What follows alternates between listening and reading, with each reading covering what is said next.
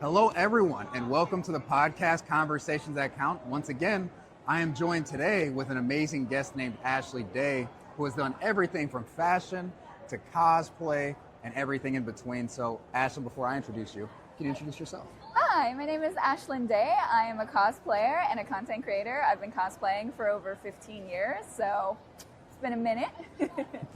Which, you look so young, I almost don't believe you've been cosplaying for 15 years, but amazing. So what I wanted to ask you about, Ashlynne, is how did you handle the transition going from like fashion, doing the conventional thing that was probably like expected of you, to doing what your true authentic goal was and your passion was? You know, it kind of actually just happened by accident. So I went to school for fashion, right? And I really love nerd things, fandom, all that jazz. And one day, one of my friends from high school, this was years ago, mind you, was like, well, I'm going to go to this convention. Do you want to come with me? And I said, okay, yeah. And we were both seamstresses. Yeah. So I was like, I'll make an outfit. She's like, I'll make an outfit. She made a little, like, really cute dress, like retro, like Marvel print. Okay. And I was like, maybe I'll just make a costume instead. I made a costume. I didn't know what cosplay was at the time. You just made what you thought was cool. Yeah. And it happened to be cosplay. Exactly. And like Avengers had just kind of recently came out, and I was like, I want to cosplay Lady Loki, I think. And I did. Ooh. And I didn't even know what that was. I went to the con, and I was like, oh my God, these people like my costumes. They were like, love your cosplay. And I was like, what's your cosplay? I had to go Google it. Once I got home and Googled it, I was like, that's for me. And I just kind of kept doing it from there. I love how you had no idea what you were doing, and you just did what you thought was cool. No and idea. Then you showed up, and everyone was like, man, that's amazing. You're such a great cosplayer. And you're like, pardon me? Yeah, I had no clue. That's amazing. So what made you like take the leap? So you tried it out, you loved it, everyone around you loved it. When did you finally transition from like, all right, I'm done being a seamstress, I'm done with like going full fashion industry, and instead taking it to what I want to do? How did you make that transition? Well, I finished my degree. I was working in the fashion industry at the time. But you got a degree with honors too, right? So yes, like you were top of your class. Yeah, you know your stuff. Try to study.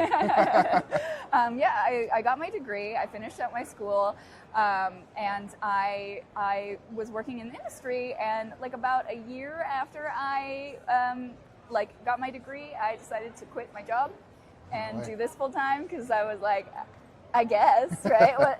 What else should I do? Yeah. So I did, and I'm still doing it. Wow, so only 1 year after graduating, you then transitioned into it.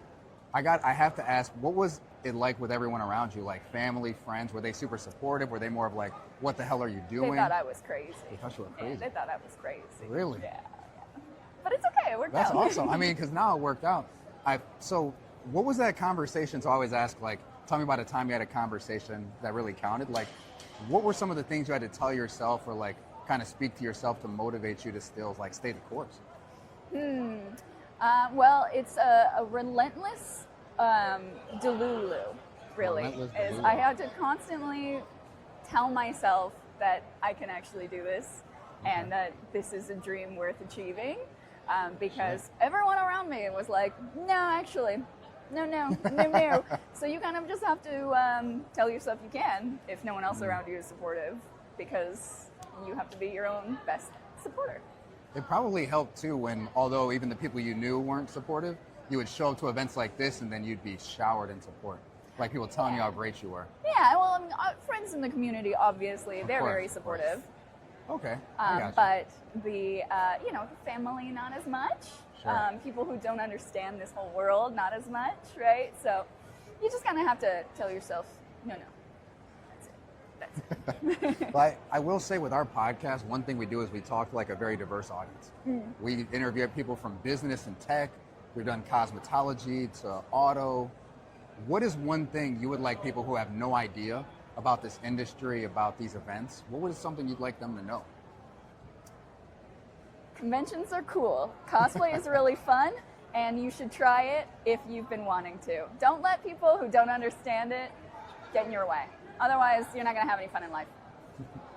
I think that's so true. And actually, I remember, I think it was a couple of years ago, I covered the Detroit Comic-Con, and I showed up as Green Arrow. Nice. And at first, like when I put on the outfit, I was like, man, do I look silly? Like I'm walking out of the house, getting in my car, and I'm like, I'm in all leather, like kind of sweating. I'm wearing a hood. I have a bow and arrow on my back. But like when I showed up, before I knew it, people wanted to take pictures with me, and like they were like, "Man, you'd like be the final person to like our superhero group. Like, can you join in for this photo?" Yeah. And I think that that's the beautiful thing is no matter what you're doing, if you look hard enough, you can find people that are like will support you and are excited to see you try something new. What do you ever find that like there's almost like a transition period where where like no one supports you because you're trying something new, and then you're trying to like get there, and so you're like too early to get the support you want, but not far enough to get the support that people will give you later? I don't know if that question was a little confusing. I mean, there's definitely a transition period of like, I guess, success, measurable success. That's fair. But I tend to find that when you are participating in community like this, Sure. the support will be there in the community. All you have to do is find your community, right? Like if you start going to conventions, say you're like really nervous, you've never been to a con before, and you start going to conventions, you'll make friends there that will support your journey and your goals because they're kind of aligned and they understand, right? Sure. They get that this is all kind of a fun make-believe little job, right? But it sometimes from the outside world, it's a little hard to find that. So you kind of have to find your community that will give you that support. So yeah, there's a little transition period. Well, I mean, make-believe, you made it into a real thing. So I'd say. It's a little real. It's very real. I mean, you have people who are showing up, asking for autographs, for pictures. So I think you've done an amazing thing. Thank you. My one last question, and this is really just because I think you have so much to give, and I'd take more like content and information from you if I could, but I don't want to be greedy.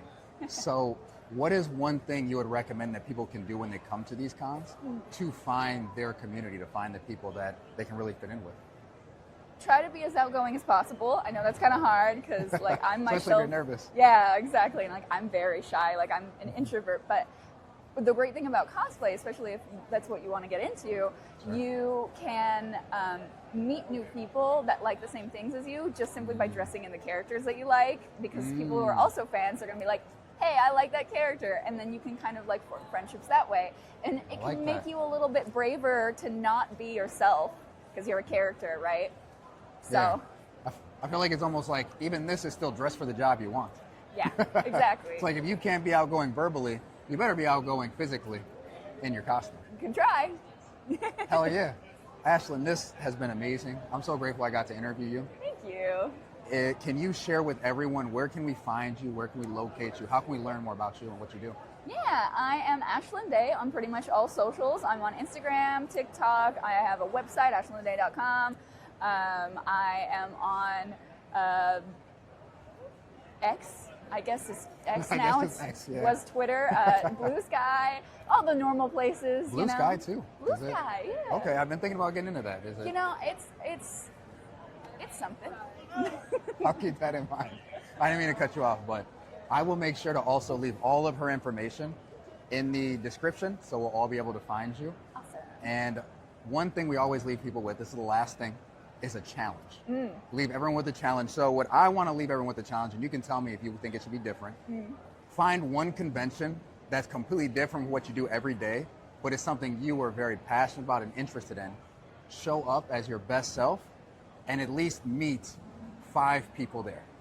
5 people. Oh, that's a fair? lot of people. I think that's It's fair. a challenge though. It's fair. You gotta That's complete fair. it. It's a challenge. So find that this week and make sure when you sign up for it, you meet 5 people there. So thank you, Ashlynne Dae. Thank you. Thank you for motivating us. This has been great. Hey. 5. You're the best. You're the best.